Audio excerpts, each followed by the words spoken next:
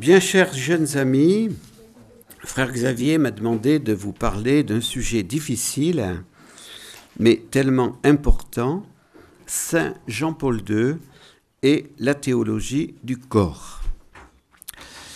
Il est très important de lire tout ce que Jean-Paul II a enseigné dans ses audiences du mercredi 5 septembre 1979 au 28 novembre 1984. Donc pendant 5 années, le pape a enseigné sur ce sujet. Alors, les enseignements se font au cours de ce qu'on appelle l'audience du mercredi, parce que c'est une tradition dans l'Église romaine depuis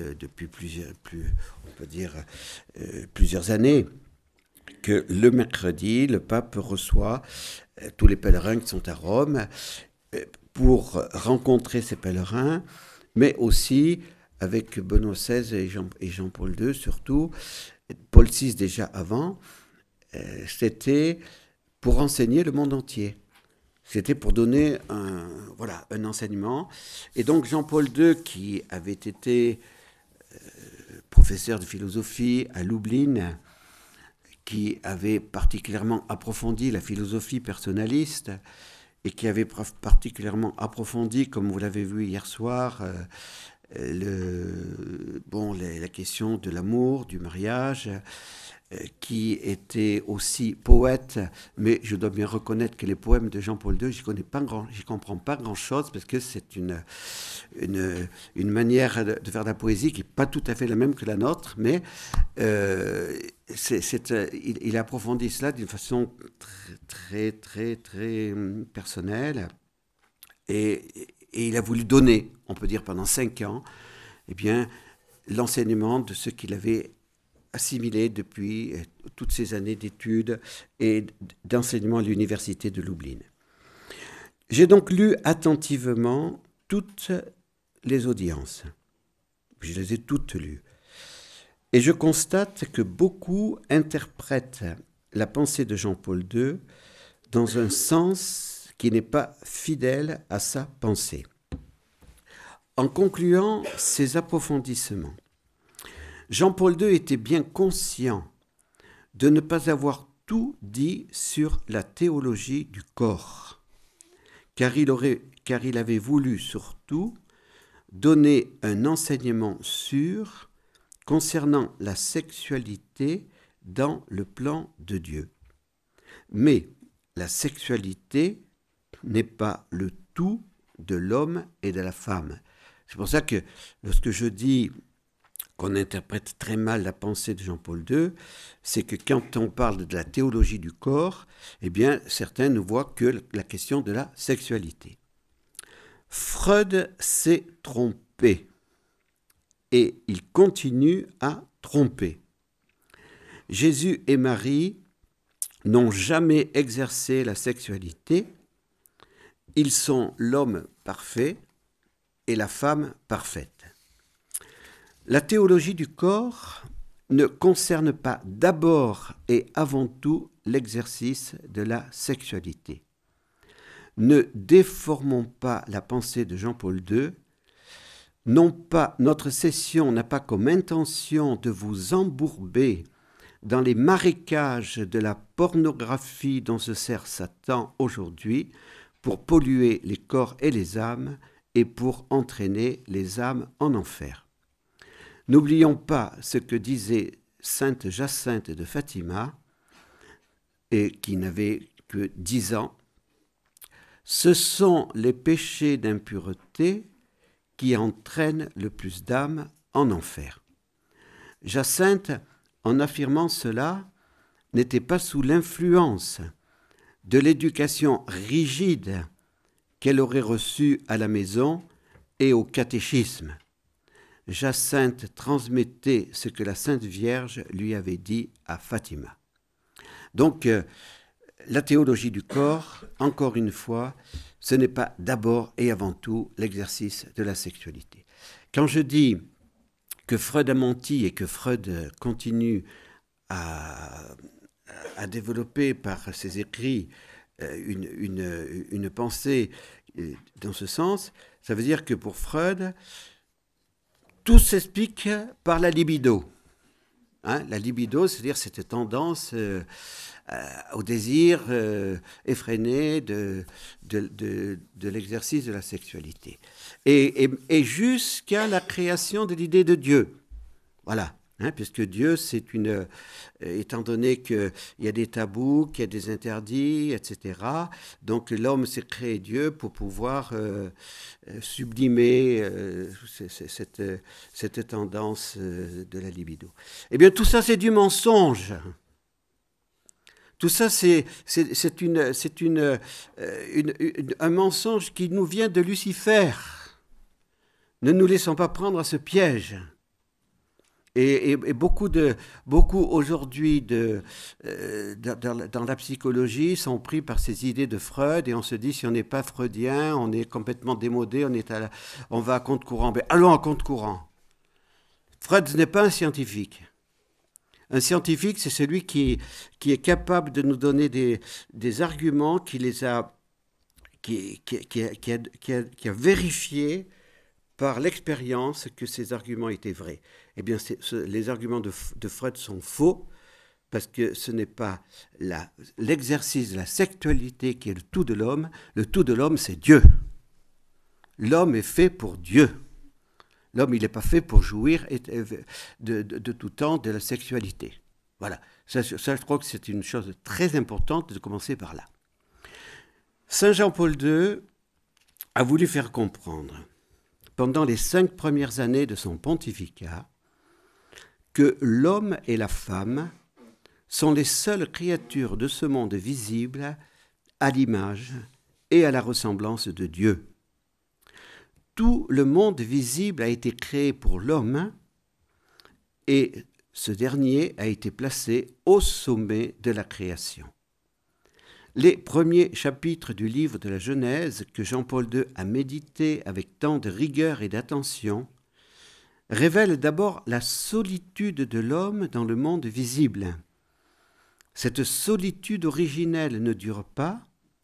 Dieu donne à Adam, la femme, os de ses os, chair de sa chair. Si Jean-Paul II, auteur d'Amour et responsabilité, donc ce livre Amour et responsabilité, il a écrit avant d'être pape, a tenu à développer pendant 5 années le thème de la théologie du corps, c'est que ce thème est de plus en plus d'une haute importance pour les hommes de notre temps et pour leur salut éternel. Alors peut-être, il faudrait que j'explique aussi qu'est-ce que ça veut dire théologie du corps. Eh bien, ça veut dire que le corps, on peut l'étudier de différentes manières. Si vous faites dans les sciences, on l'étudie du point de vue de la biologie. Comment il fonctionne, quelles sont toutes les fonctions du corps, etc., etc. Ensuite, on peut avoir une philosophie du corps. C'est les philosophes qui vont essayer de se dire qu'est-ce que le corps humain, etc., etc. Et puis, la théologie du corps, eh bien, c'est comment Dieu voit la signification du corps humain. Voilà, si vous voulez, c'est toujours par en haut. Quel est le plan de Dieu sur le corps humain? Alors, après la théologie du corps, il faudra que quelqu'un fasse une théologie de l'âme. Voilà, c'est urgent. C'est urgent. Donc, on attend. Voilà, que quelqu'un fasse une théologie de l'âme. Alors, l'homme et la femme ont une égale dignité. J'espère que vous en êtes convaincus. Voilà. Donc, ils sont des sujets, c'est-à-dire des personnes à l'image et à la ressemblance de Dieu. Quand ils sont des sujets, là aussi, il faut tout expliquer au fur et à mesure, parce que nous, on en parle d'une façon très, très, très, très, très simple, parce que, bon, on a étudié ça pendant des années, mais pour celui qui entre dans la réflexion, qu'est-ce que ça veut dire être un sujet? Un sujet, c'est être je, c'est être tu, être il, nous, vous, etc. Donc, Vous savez que vous êtes une personne parce que vous savez ce que ça veut dire je. Et vous savez ce que ça veut dire tu. Évidemment, si vous savez plus du tout ce que c'est qu'un je ou un tu, évidemment, c'est plus la peine de continuer. Mais vous avez quand même une intelligence pour arriver à comprendre que le tu, c'est celui qui est différent de moi. Et que, voilà. Et donc, ma personne, eh bien, je la découvre dans mon sujet. Voilà. Je sais que moi, eh bien, je ne peux pas être répété. Il y a qu'un autre, il n'y en a pas d'autres qui seront comme moi. Même si on peut avoir des ressemblances physiques sur certains points, la personne, elle est unique. Et donc, cette personne, elle se distingue bien du tu. Hein, et c'est justement à travers si vous voulez, la relation entre l'enfant, le papa et la maman que se crée l'identité d'un sujet. Hein, c'est le petit enfant, eh bien, le premier sourire, le premier mot, les premiers mots qu'il dira, c'est papa, c'est maman, et puis s'il est chrétien, c'est Jésus et Marie. Voilà, donc, hein, c'est comme ça. Et c'est là qu'on forge son identité. C'est ça la personne. Mais la personne, on n'est pas capable de dire plus. Ceux qui sont un peu courageux, je vous engage à lire Personne et actes de Jean-Paul II. Accrochez-vous. Mais c'est un travail colossal qu'a fait Jean-Paul II pour justement essayer de préciser le mystère de la personne. Voilà. Et je pense que Jean-Paul II est le premier philosophe du monde à avoir fait une analyse si rigoureuse, si détaillée sur le mystère de la personne. Et ce travail que Jean-Paul II a fait, eh bien, servira dans les siècles futurs. Parce que pour le moment, il faut y travailler, il faut vraiment décortiquer tout ce que le pape a voulu faire. Donc, nous, dans notre travail, nous pouvons dire, voilà, la personne, elle s'identifie dans le sujet « je ». Voilà. Hein? Alors, bien sûr qu'on peut dire le « moi », mais on préfère dire le « je », parce que moi, on sait ce que ça veut dire. Moi, c'est le renfermement sur notre égoïsme et notre égocentrisme. Voilà. Donc, nos personnes, que nous soyons hommes, que nous soyons femmes, ont une égale dignité. Voilà. Et nous ne sommes pas à l'image et à la ressemblance de Dieu par notre corps, puisque Dieu n'a pas de corps. Mais nous sommes à l'image et à la ressemblance de Dieu par notre personne et notre âme spirituelle. L'homme et la femme sont cependant différents, mais sont complémentaires. Et ils sont différents dans leur masculinité et dans leur féminité. Donc le cardinal Sarah, quand il parle du gender, dit que c'est une aberration et que ça vient de Lucifer. Et il a raison. Mais aujourd'hui, on dira, vous comprenez, le cardinal Sarah, il ne comprend rien. C'est un Africain, il est pas... Voilà. Hein, donc, il les comprend mieux que nous. Voilà. Parce qu'il est évident que qui peut nier cette différence et cette complémentarité de la masculinité et de la féminité. Voilà. Donc, on est homme ou on est femme. Celui qui veut nier cela, c'est parce qu'il nie sa condition de créature. Hein, c'est ça le problème. C'est un orgueil au départ. Je refuse ma condition de créature. Non, je ne me suis pas créé, j'ai reçu ma nature. C'est Dieu qui m'a créé. Par ça, avec la collaboration de mes parents. Jean-Paul II a particulièrement souligné la signification sponsale du corps humain.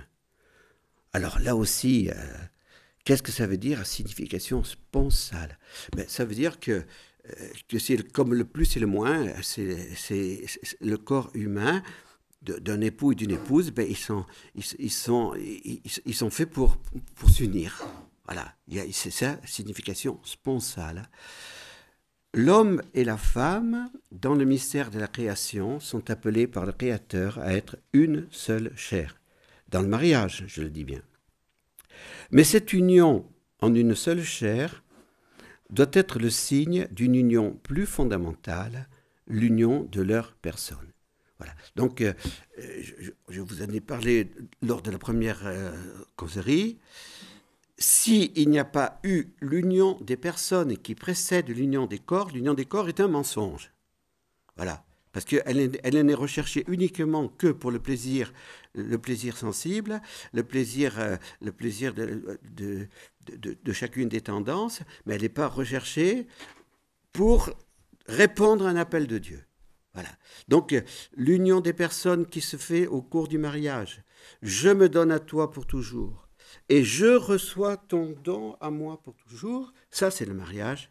Et ça va permettre une union des corps qui soit dans la vérité. Voilà. Donc ça, c'est très important de comprendre cela. La personne, pour Saint Jean-Paul II, ne se réalise que dans le don de soi désintéressé aux autres personnes. C'est le premier pape qui a utilisé cette expression, je pense. Et il a utilisé cette expression dans une lettre pour ceux qui veulent approfondir la question, la lettre aux familles en 1994 pour l'année internationale de la famille. Alors, prenez le temps de la lire. Le style du pape est pas facile, le style de Jean-Paul II, surtout quand il écrivait de A à Z de son texte. Et bon, il a son style slave, qui est pas du tout le style cartésien, mais qui est très riche parce que c'est toujours on revient sans cesse en spirale pour approfondir, pour reapprofondir, et il y a une grande richesse dans cette manière de penser. Donc, le pape a parlé de don de soi désintéressé aux autres personnes. Qu'est-ce que ça veut dire, don de soi désintéressé ? Eh bien, ça veut dire que je me donne à l'autre pour le bonheur de l'autre. Non pas pour chercher dans l'autre un intérêt, parce que l'autre va être pour moi celui qui va m'obtenir du plaisir, etc. Vous voyez, c'est ça, désintéressé, se donner de façon désintéressée. Et Jean-Paul II dira, c'est dans la famille qu'on apprend ce don de soi désintéressé. Savoir se lever de table pour aller porter du pain à son grand-père, pour aller chercher l'eau, pour aller chercher le vin, savoir rendre un petit service dans la famille, ça c'est le don désintéressé. Quand on n'a pas été éduqué à ce don désintéressé, eh bien, voyez ce qui se passe dans le monde d'aujourd'hui. Voilà. Donc, c'est très important que les époux s'aiment de ce don désintéressé. Et il y a un mot que les féministes ne peuvent pas supporter, mais pas que les féministes, parce qu'il y a les machos aussi qui ne peuvent pas le supporter, se dévouer. Vous voyez, dans le Gaudium et Spes, eh bien, il dit, voilà, l'époux et l'épouse doivent savoir se dévouer pour leur époux ou pour leur épouse. Si on ne sait plus se dévouer, c'est fini. Ça ne va pas durer longtemps. Ça ne va pas durer longtemps. Donc, vous voyez, c'est ça l'amour désintéressé. Sainte Thérèse de l'Enfant Jésus a eu la plus belle intuition du mystère de la personne, créée à l'image et la ressemblance des personnes divines. Elle n'a pas défini la nature de la personne, c'est-à-dire ce qu'elle est, puisque ce qu'elle est, ça nous dépasse, c'est notre mystère. Mais elle a eu l'intuition de sa réalisation et de son épanouissement. Aimer, c'est tout donner et se donner soi-même.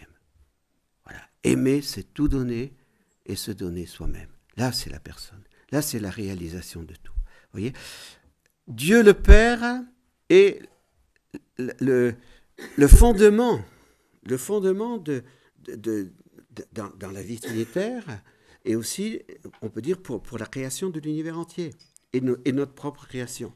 Donc, si je veux savoir quel est le mystère de la personne, je regarde d'abord Dieu le Père. Alors, rassurez-vous, moi je ne le vois pas. Donc, si vous ne le voyez pas, vous dites, je ne le vois pas, mais je le vois avec mon esprit. Je rentre en communion avec lui dans la prière. Et qu'est-ce que Dieu le Père ? Vous voyez, l'homme le plus intelligent qu'il soit, le plus compétent qu'il soit, le grand maître d'université, ben, il va bien transmettre son savoir.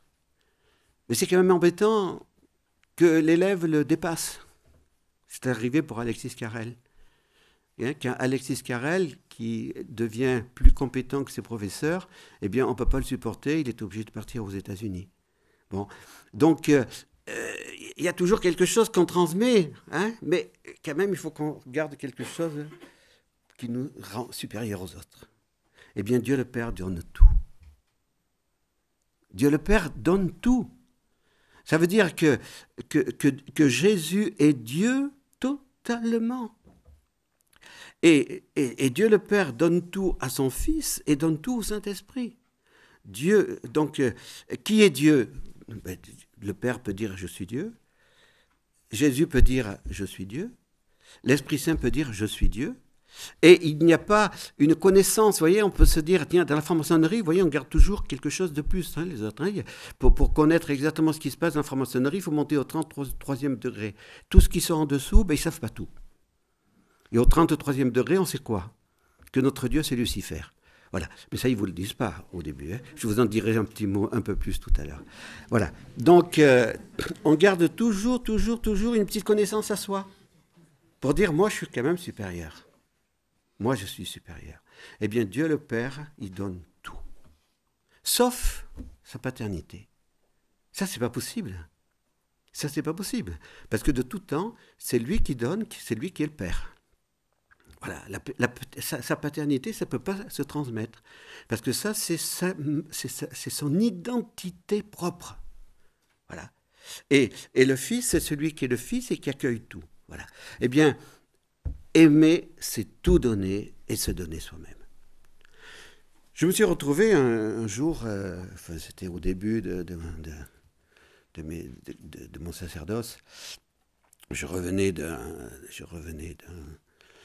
d'une session où, avec les couples. Et c'était du temps du train où on est en compartiment de 8, là. Et donc, j'avais 7 bidas qui revenaient le lundi matin à l'armée pour... voilà. Bon. Alors, de quoi peuvent parler 7 militaires qui rentrent le lundi matin? Bon. Alors, j'ai commencé d'abord par dire mon office.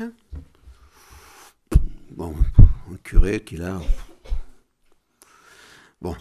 Et puis, après avoir été mon office, je les ai un peu abordés. Bon, j'ai quand même été un peu de l'autre côté de la barrière pendant plusieurs années. Donc, j'ai animé l'équipe de foot. Je sais ce que c'est d'être l'animateur des après-matchs. Bon, mais j'ai toujours respecté au point de vue pour moi, l'amour, c'était pas un jeu. Donc, ça, sur ce point-là, j'ai toujours respecté. Et donc, on a abordé le sujet directement. Alors j'ai dit, oui, votre fiancé, là, vous l'aimez? Alors il y avait ceux qui faisaient semblant de dormir. Parce qu'un curé, ça les a réveillés un peu, quoi. Vous l'aimez? Ben, si vous l'aimez, est-ce que vous êtes capable de mourir pour elle? Si vous n'êtes pas capable de mourir pour elle, c'est que vous ne l'aimez pas. Alors moi, je vais vous raconter quelqu'un qui est capable de mourir pour nous. Et voilà, on a parlé pendant 1h30, et même ceux qui dormaient sont réveillés, ils étaient intéressés. Voilà, parce que ça, c'est quelque chose qui touche tout le monde. Le véritable amour, c'est de savoir donner sa vie pour celui qu'on aime. Voilà, c'est ça la personne. Si on n'est pas arrivé jusque-là, c'est qu'on n'a pas encore compris le mystère de notre personne. Voilà. Donc les premiers chapitres de la Genèse révèlent cette vérité que personne ne peut remettre en cause. L'homme et la femme ont été créés par Dieu amour en vue de l'amour qui est don et qui se prolonge dans le don par la procréation de nouveaux êtres humains. Il me semble important, pour vous aider à mieux comprendre cette pensée de Jean-Paul II, de vous donner encore quelques éléments sur ce mystère de la personne dans la fidélité à l'esprit de Jean-Paul II. Alors, une personne, c'est un être créé dans l'unité substantielle de son corps et de son âme spirituelle. Compliqué. Non, c'est pas compliqué, vous allez voir. Unité substantielle de son âme et de son corps. Pourquoi? Je vous demande pardon d'être difficile à comprendre, mais vous êtes capable de faire travailler votre intelligence. Dire que la personne humaine est indissociable de l'unité substantielle de son corps et de son âme spirituelle signifie qu'il n'existe pas une personne humaine sans un corps informé par une âme spirituelle. Le corps est donc une partie intégrante de la personne humaine, tout comme l'âme spirituelle. Je ne suis pas une âme, je ne suis pas un corps, mais je suis une personne dans l'unité substantielle de mon âme et de mon corps. C'est cela que veut dire. Ça veut dire que je suis corps et âme. Hein, il y a ce petit mot entre deux philosophes, hein, l'un qui était pour le corps, l'autre qui était pour l'âme, et qui se rencontrent. Bonjour âme, et l'autre qui lui dit bonjour corps. Bon, eh bien, ma personne, c'est mon corps et mon âme. Voilà. La théologie du corps doit intégrer ce que saint Paul a écrit. Fuyez l'impudicité. Quelque autre péché qu'un homme commette, ce péché est hors du corps, mais celui qui se livre à l'impudicité pêche contre son propre corps. Ne savez-vous pas que votre corps est le temple du Saint-Esprit qui est en vous, que vous avez reçu de Dieu, et que vous ne vous appartenez point à vous-même, car vous avez été rachetés à un grand prix. Glorifiez donc Dieu dans votre corps et dans votre esprit qui appartiennent à Dieu. 1 Corinthiens 6, 18, 20. Dans l'encyclique Veritatis Splendor, Jean-Paul II a rappelé, avec autorité, l'enseignement constant de l'Église sur l'unité de l'être humain, dont l'âme rationnelle est essentiellement la forme du corps. Alors évidemment, si vous n'avez pas fait de philosophie, c'est difficile de comprendre cette question matière et forme. La forme, vous voyez, dans une statue, si vous prenez un bloc de marbre brut, eh bien, un bloc de marbre brut, ça n'a pas de forme. Hein. Et puis le sculpteur, eh bien, il va donner une forme. Voilà, la forme ici. Mais pour l'âme spirituelle, c'est encore plus que la forme d'une statue. La forme, ça veut dire, l'âme, elle anime tout le corps. Ça veut dire que toutes les petites parcelles de tout de mon corps, eh bien, c'est mon âme spirituelle qui anime tout cela. Vous voyez ? C'est ce que ça veut dire la forme, matière et forme. Voilà. Donc pardon d'être un peu compliqué, mais il le faut pour être précis. Voilà.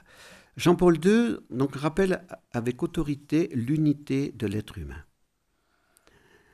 Le corps et l'âme sont indissociables dans la personne. Ils demeurent, ils se perdent ou se sauvent ensemble. Il est très important de bien comprendre cet enseignement infaillible. Lorsque l'on prie auprès du corps d'un défunt, on a fait cela il y a 2 semaines auprès de notre frère André, hein, qui a vécu sa Pâque le 16 octobre, on comprend mieux encore cet enseignement de l'Église. Au moment de la mort, l'âme spirituelle n'anime plus le corps du défunt. Et ainsi, lorsqu'on dit que l'âme est essentiellement la forme du corps, c'est cela que l'on veut dire. Mais si l'âme spirituelle anime le corps et la forme du corps, elle ne peut pas mourir. Elle ne peut pas être anéantie parce qu'elle est immortelle. Dieu ne voulait pas la séparation de l'âme et du corps. Cette séparation est le châtiment du péché originel. L'homme et la femme ne devaient pas passer par la mort dans le plan de Dieu, mais nous le savons, il y aura la résurrection, et avec la résurrection des corps, eh bien, l'âme récupérera son corps qui sera spiritualisé comme le corps du Christ. Autre considération pour vous aider à mieux comprendre. L'homme et la femme n'auront pas un deuxième corps. La réincarnation a été inspirée par le démon menteur. C'est une ruse pour faire croire que l'on peut pécher, jouir sur cette terre, on aura toujours le temps de se rattraper dans une autre vie. Hein, ça, c'est la réincarnation. Donc faites pas tout si, allez-y, prenez bien du plaisir, etc. Puis vous verrez plus tard, vous vous réincarnerez, donc il n'y aura pas de problème. À la fin, tout le monde sera sauvé. Non. Le corps et l'âme se sauvent ou se perdent ensemble. Nous n'avons qu'une vie. Le corps n'est pas à l'âme ce que le cheval est au cavalier. C'est mon cousin, André Richard, qui m'avait fait comprendre cela, parce que j'avais été un peu troublé quand j'avais votre âge, vingtaine d'années, j'avais 21 ans, 22 ans, par un moine qui c'était à l'abbaye d'Aiguebelle, il s'appelait le Père Alexis, et ce moine m'avait dit, alors ce moine, je ne sais pas où est son âme aujourd'hui, hein, mais ce moine lisait dans les lignes de la main, il allait au casino de Cannes, il allait, bon, voilà. Bon, et ce moine m'avait dit, j'ai été brûlé vif au moment de l'Inquisition. Donc je suis réincarné. Un moine, hein, je plaisante pas. Alors quand on a 20 ans et qu'on entend ça, ça vous fait travailler. Ça vous... voilà. Hein, et c'est vrai que ça m'avait fait... tiens, c'est curieux ça quand même. Hein, et ce moine, mais personne ne lui a jamais rien dit. Là aussi, c'est une question importante, parce que ce qu'il m'avait dit à moi, il l'a dit à d'autres. Hein. Bon. Et alors, c'est mon cousin qui m'avait donné cette image. Il m'avait dit, le cavalier et le cheval, ils forment un tout. Hein, celui qui gagne la médaille d'or aux Jeux Olympiques, ben s'il n'a pas un bon cheval, il ne gagne pas. Donc, ils forment un tout. Mais le cavalier, il peut changer de cheval. L'âme, le corps et l'âme, c'est pas comme le cavalier et le cheval. On ne change pas de cheval. Vous voyez ? Donc, on n'a qu'un seul corps. Voilà. Donc, le corps n'est pas à l'âme ce que le cheval est au cavalier. Le corps n'est pas une réalité étrangère à la personne humaine. Il fait partie intégrante de la personne, et c'est pour ça qu'on appelle unité substantielle. Voilà, unité substantielle avec l'âme spirituelle.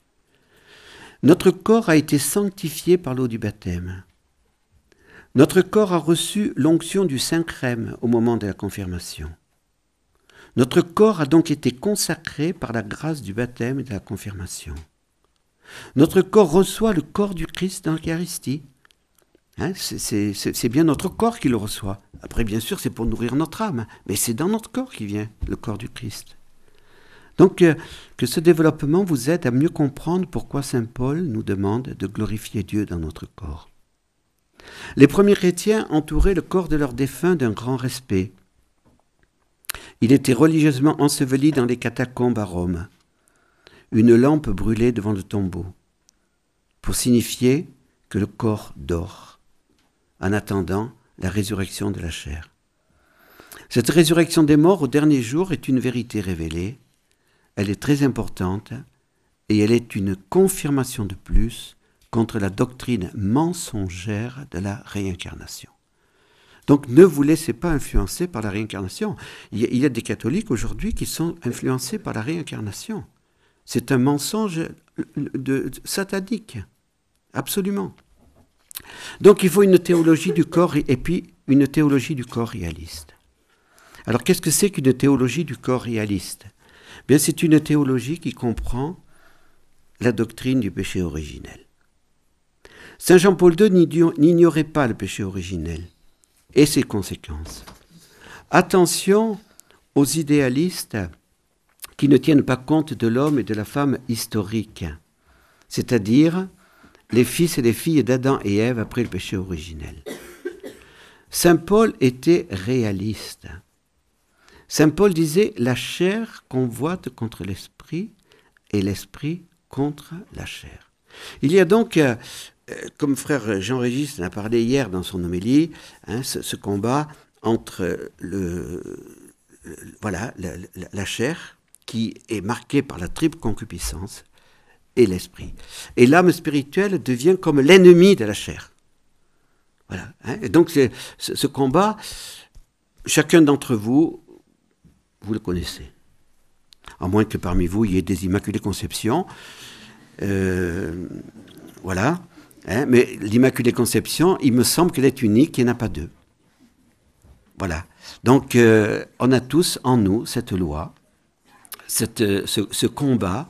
Et dans ce combat, Jean-Paul II a beaucoup approfondi une des conséquences du péché originel, la domination de l'homme sur la femme.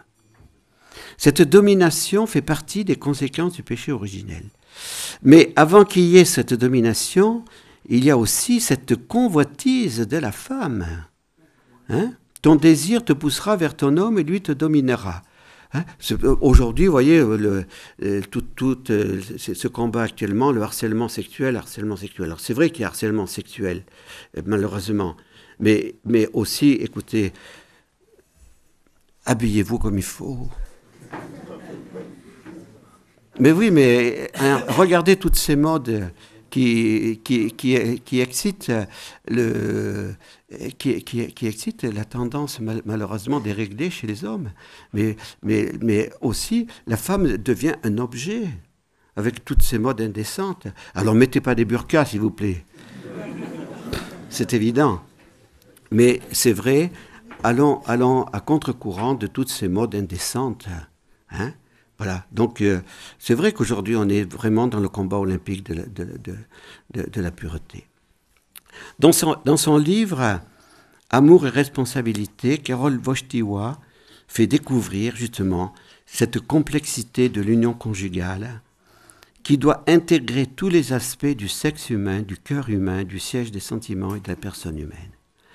Et justement, il ne faut pas oublier qu'il y a cette blessure. Et quand on dit oublier qu'il y a cette blessure, eh bien, après, on fait de l'idéalisme. Parce que le père ici n'avait pas peur, quand il parlait aux époux, de parler de la misère de la sexualité. Il y a la misère de la sexualité. Et parce que, justement, c'est très difficile de dominer cette triple concupiscence. C'est très difficile. Mais ce n'est pas impossible avec la grâce de Dieu. Voilà. C'est pour ça que Jean-Paul II parle de l'harmonie entre l'ordre de la création et l'ordre des personnes. Il faut que l'union de l'homme et de la femme soit dans cette harmonie. Sinon, la sexualité n'est pas un épanouissement, elle devient un lieu de conflit. Elle devient la domination de l'homme, la frustration de la femme, et ensuite, eh bien, c'est la division, et c'est tout ce que vous voyez aujourd'hui avec tous les divorces et tout. Voilà. Donc, il faut que l'ordre des personnes puisse arriver en harmonie avec l'ordre de la création. Et donc, il est évident que lorsqu'il y a cette harmonie, lorsque véritablement l'amour des époux et des épouses est animé par l'amour de charité, alors il y a, oui, réellement un don désintéressé de soi qui fait que, alors, l'épanouissement de chacun peut être donné. Bon, je ne peux pas vous en dire plus là-dessus parce que je vois que le temps tourne, mais vous aurez le texte écrit, après vous pourrez revenir là-dessus. Je voudrais m'arrêter un instant sur ce que Benoît XVI a dit dans son encyclique Deus Caritas Est, qui n'a pas été très lu, commenté par nos médias, et c'est dommage. Parce que Benoît XVI, justement, a parlé de ce conflit entre Eros et Agapé. Bon, frère Benoît, je pense hier, vous a parlé de tout cela. Donc, Eros a donné érotisme. Hein. Agapé, c'est l'amour de charité. Donc, on peut dire qu'il y a... même si je ne prends pas toutes les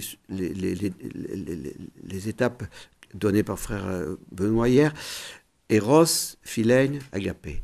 Donc Eros, eh bien, c'est surtout l'amour physique, de la sexualité. Philène, c'est l'amour d'amitié. Agapé, c'est l'amour de charité. Donc il faut, pour l'harmonie, que Eros indiscipliné puisse être en harmonie avec Philène et Agapé. Et c'est cela qui est le plus difficile.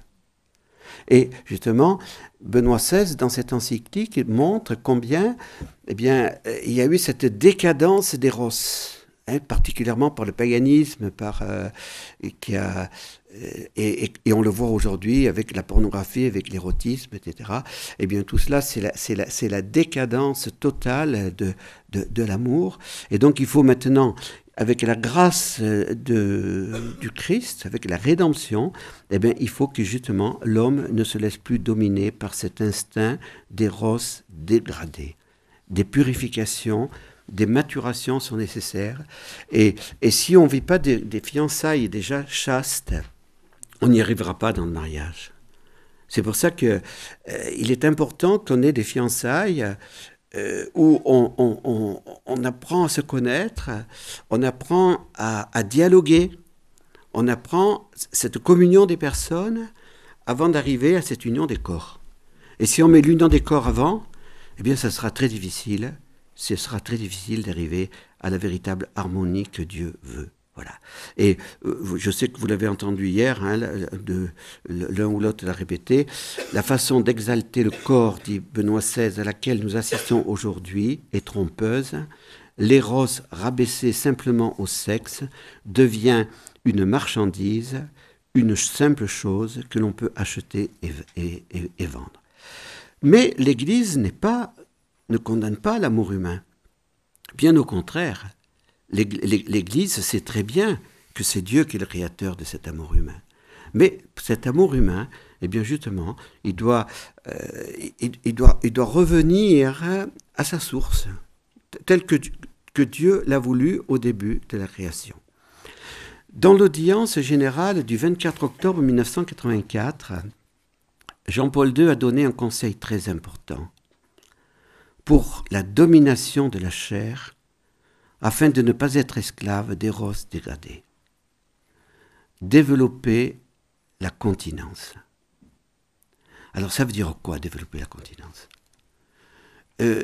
Dans les moniteurs Billings, puisque je les ai, on peut dire, accompagnés pendant 12 ans, ils utilisaient le mot abstinence.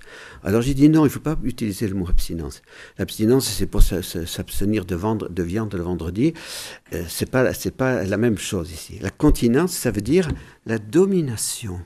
Domination de cette tendance très forte, et qui est encore plus forte chez l'homme. Et c'est pour ça que, justement, la pornographie, l'érotisme, il faut absolument les combattre, parce que c'est ce qui fait beaucoup de mal aujourd'hui dans le monde. Voilà. Donc, eh bien, cela signifie que la banalisation de la sexualité n'est pas une bonne chose. Voilà. Et qu'il faut dire aux époux, il faut dire aux fiancés, il ne faut pas que banaliser cet acte sexuel. Et au contraire, eh bien, il faut qu'il y ait des temps sans acte sexuel, pour que l'acte soit vraiment dans, on peut dire, cet esprit que Dieu veut et qui puisse être épanouissant et pour l'homme et pour la femme. Et cette, on peut dire, cette continence, on l'appellera la chasteté conjugale. Mais la chasteté conjugale, voilà, c'est pour ça que je dis attention, ça ne s'identifie pas totalement. Parce qu'on ne va pas dire les époux sont chastes lorsqu'ils ne s'unissent pas et ils ne le sont pas lorsqu'ils s'unissent. Non, les époux chrétiens qui vivent bien selon la loi de Dieu vivent la chasteté conjugale dans les temps où on ne s'unit pas et dans les temps où on s'unit. C'est évident. Voilà, donc c'est pour ça, attention. Mais la chasteté conjugale a besoin de ces temps de continence pour être vécue vraiment selon le plan de Dieu. Et la chasteté conjugale, pour Jean-Paul II, c'est cette force de l'amour, cette énergie de l'amour qui est répandue dans le cœur des époux. Et aussi, c'est pour cela que Jean-Paul II aimait utiliser une expression, le langage des corps, parce que ce langage des corps, c'est le signe d'une union plus haute et plus grande, la communion des personnes. S'il n'y a pas la communion des personnes, le langage des corps est mensonger. Voilà. Oui. Et donc, c'est que la chasteté conjugale, voilà. Alors, je veux pas... je ne peux pas continuer parce que c'est l'heure maintenant, mais je voudrais simplement arriver à cette conclusion. Les époux ont besoin du témoignage des consacrés et des prêtres, et les prêtres et les consacrés ont besoin du témoignage des époux fidèles qui s'aiment comme Dieu le veut. Pourquoi ? Est-ce que c'est possible de vivre sans relation sexuelle ? Oui, puisque nous le vivons. Parce que Jésus l'a vécu. Parce que la Vierge Marie l'a vécu. Donc, la Vierge Marie et Jésus sont l'homme parfait et la femme parfaite, et pourtant, ils n'ont jamais exercé la sexualité. Donc ça, c'est très très important pour comprendre que le plus important, que ce que Dieu veut, c'est d'abord la communion des personnes. Et la communion des personnes, elle se fait au niveau spirituel. C'est pour ça que hier, je n'ai pas répondu totalement à la question qui m'était posée, comment vous allez vivre cette union conjugale en étant consacré. Pour moi, il n'y a pas de problème, puisque le problème n'est pas uniquement le problème du corps. Le problème est un problème de la communion des esprits, la communion des âmes spirituelles. Voilà.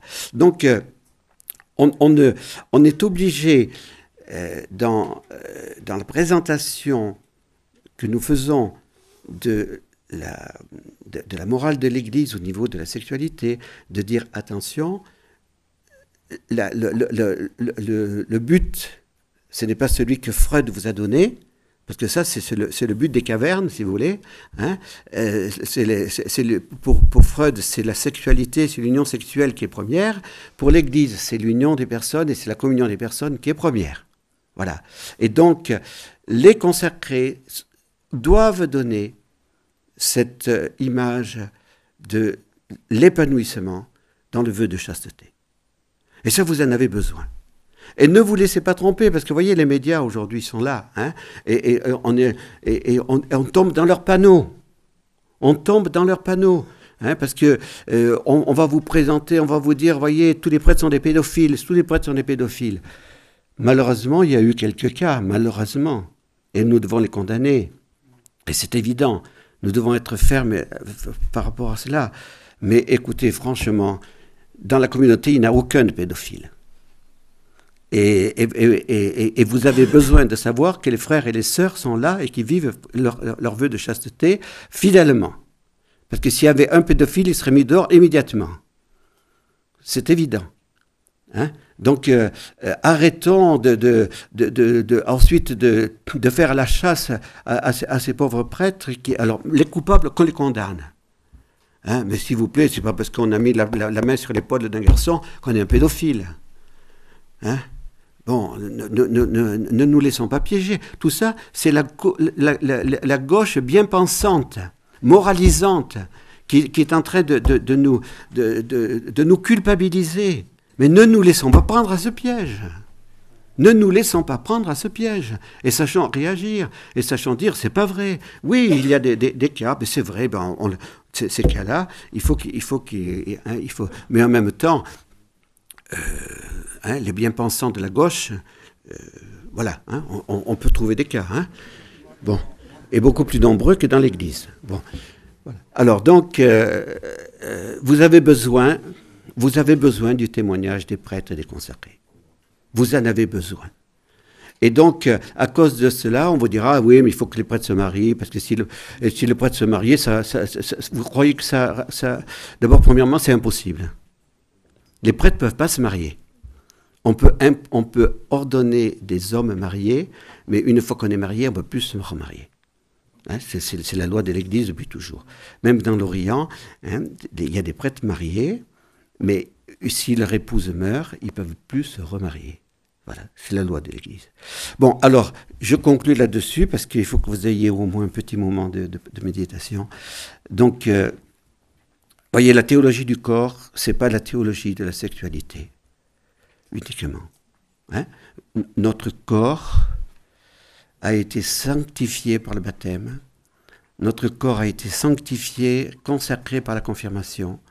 Notre corps reçoit le corps du Christ à la communion. Notre corps doit être traité comme une chose sainte. Donc, dans le sacrement du mariage, eh bien, cette communion des corps devient sainte parce qu'il y a ce sacrement. Voilà. Hein? Et puis, il y a une autre manière ensuite de vivre, puisque nous, consacrés, c'est bien avec notre corps que nous rentrons en communion avec vous. Et que nous rentrons, peut-être pas en communion, mais que nous rentrons en communication avec vous, pardon. Hein? C'est bien avec notre corps. Donc, nous avons bien besoin d'agir, de parler, de vous rencontrer, voilà. Hein? Mais vous comprenez bien l'importance de cela. Donc, sanctifiez Dieu dans votre corps. Amen.